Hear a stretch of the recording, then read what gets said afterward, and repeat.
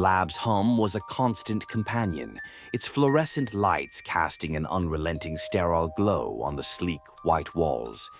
But tonight, something else filled the air, a quiet tension. Dr. Marcus Fallow sat across from Kythos, a creature of his own making. A chimera of flesh and steel, Kythos was no mindless beast. He was intelligent, thoughtful, even playful in his own way. They were intently focused on a strategy game, the board lit by faint holographic projections. Kythos tilted his head, his amber eyes glowing faintly as he moved a piece with a large feline-like paw. Checkmate. Kythos rumbled, his deep voice tinged with triumph. Marcus chuckled, though his smile didn't reach his eyes. You're getting better at this. Maybe too good. You taught me, Kythos replied, his voice steady. and I learned quickly. That's why you made me. Before Marcus could respond, a knock at the door shattered the moment. He froze, a chill running through him, his eyes subconsciously glancing over to the stack of overdue notices piling up on his desk. The door hissed open, and a corporate executive strode in, flanked by armed security. Their presence was oppressive, their expressions devoid of humanity. Dr. Fallow, The rep said coldly. Project Kythos is terminated. Decommission the specimen immediately. Marcus rose, his hands shaking. You can't do this. He's not just a specimen, he's alive. He's family. This is not up for debate. She replied, her tone icy. She gestured, and the security officers stepped forward. Kythos rose to his full height, towering over them, his mechanical limbs whirring as he moved. I will not go quietly. He growled. Chaos erupted, Marcus shouted as Kythos lunged, his powerful claws deflecting a stun baton. The room filled with the sound of metal clashing against metal, the hiss of sedatives discharged from dart guns. Kythos fought valiantly, his movements precise and calculated, but there were too many of them. A dart found its mark, and Kythos staggered. Marcus, He rasped, his glowing eyes dimming as he collapsed. don't let them win. With a roar, Marcus began his struggle in earnest. He fought with all the skill his Aikido and kickboxing classes had given him, landing sharp blows. But against helmets and armor, his strikes did little. They swarmed him like they had Kythos. A baton struck his head, and darkness consumed him. When Marcus woke, the lab was empty. Kythos was gone. For days, he moved through life in a haze, going through the motions. The same cold female executive assigned him to a new project, a mundane biotechnical assignment that required none of his brilliance. He spent his days in silence, his nights consumed by memories of Kythos. The apartment he returned to was a reflection of his inner turmoil, trashed furniture, broken screens, and scattered remnants of a life once filled with purpose. The city outside was a constant buzz of neon and noise. High-speed hover rails zipped through elevated highways, and holographic displays showcased car advertisements and junk food. There was a flicker, every screen tuning to a government broadcast.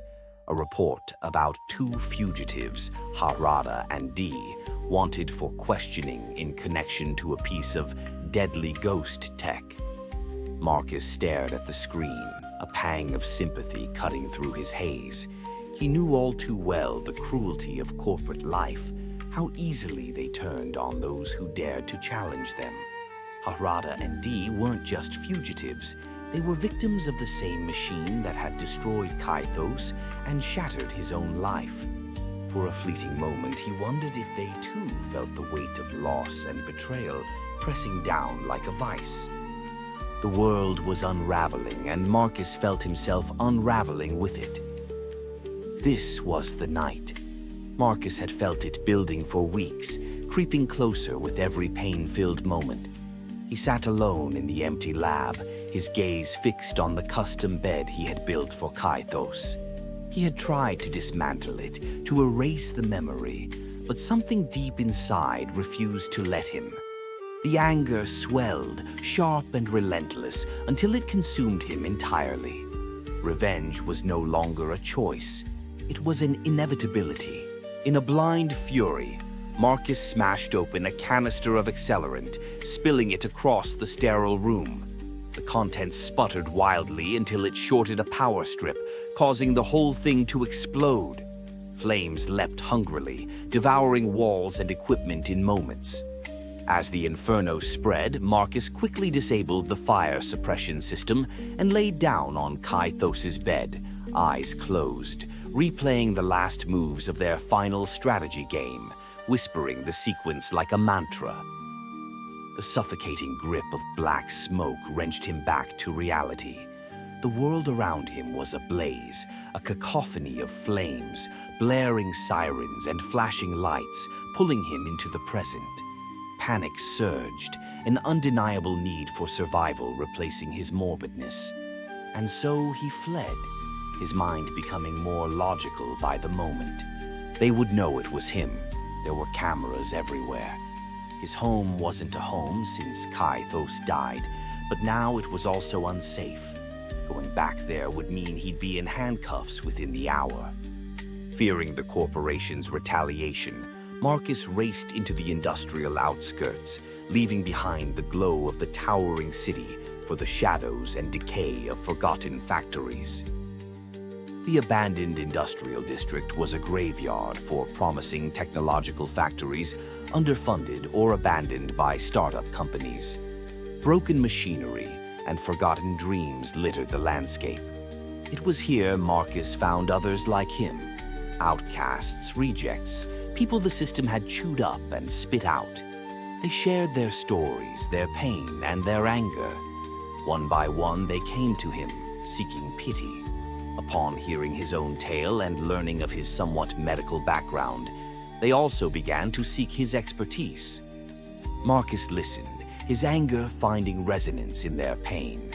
It was here that the first of them, the soon-to-be goblins, underwent their transformations. The surgeries were brutal, performed without anesthetics to save on resources and as a rite of passage. Metallic limbs replaced broken ones, neural implants heightened reflexes and sensory input. They dyed their skin in hues of green and gray, symbolizing their rebirth as something neither fully human nor machine. Marcus was no longer just their surgeon. He was their leader. Because of his newfound relentless nature, they reverently renamed him Ravage. Claw was the first to undergo augmentation. Once a professional wrestler, his career ended when the mob crippled him for refusing to throw a match. Marcus rebuilt him, giving him strength beyond human limits. Then came Sight, a wiry hacker whose corporate-mandated implants had failed, leaving him blind. Marcus replaced his eyes with cybernetic ones that could see far more than any human could. They became his generals, feverishly loyal and eager to serve. As the group grew, so did their faith in Ravage. They called it the Creed of Metal and Bone, a rejection of the laws of men and a vow to forge their own path. They took what they needed, clashing with law enforcement at every turn. It was the police who first called them goblins, a sneer at their altered appearances. Marcus embraced it, turning the insult into a badge of honor, carrying out even more surgeries to make all in his gang look the part. The official name given by law enforcement was the Hybrid Outlaw Bikers.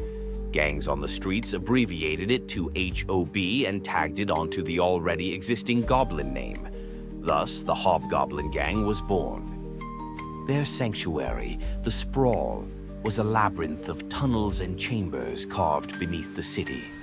Here, the gang thrived, building not just weapons and bikes, but a vision of a new world. Their motorcycles, infused with biomechanical enhancements, roared like beasts, terrorizing the corporate elites during their raids. But it wasn't just about survival. Ravage had a vision, a world where the weak and broken could rise stronger, where humanity's flaws could be replaced with something better.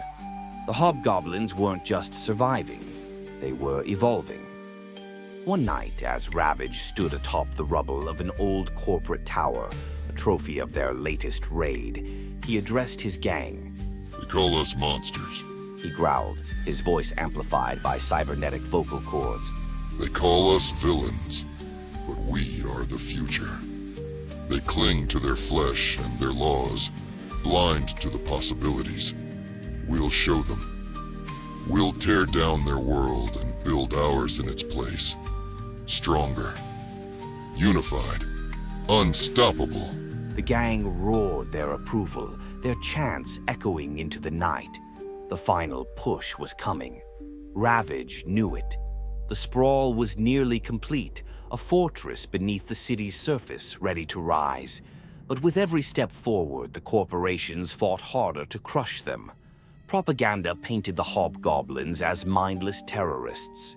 Ravage's once personal war had become a battle for the soul of the outcast and the downtrodden. Kythos' memory burned in his mind. The creature had been more than an experiment.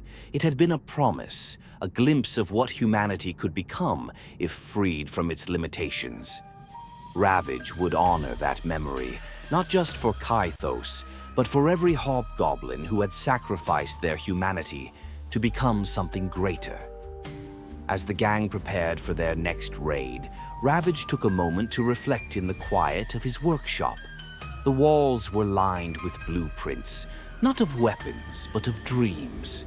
The sprawl, the machines, the future, a future that was no longer his alone.